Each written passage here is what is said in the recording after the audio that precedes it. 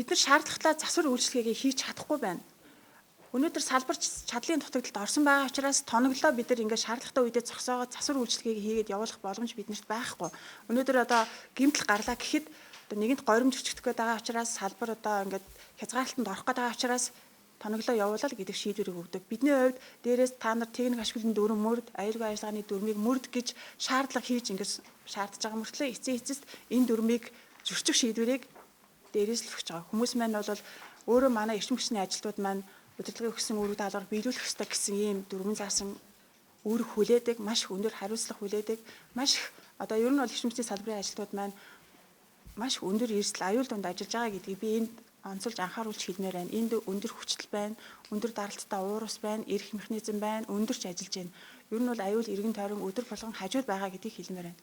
Харамсалтай нь энэ одоо ажилд ингээд анхаарч ажиллахгүй байгаа учраас өнөөдөр хүртэл бид нэр сая ослын судалгааг сонслоо тий 10 хүн амь насаараа төлчөөд байна. Хамгийн харамсалтай нь хамгийн аюултай байгаа зүйл бол энэ аюулч гэсэн өнөөдөр байна, маргааш байна. Үүнээс цааш байхаар болно гэдгийг би энд бас хэлж байна.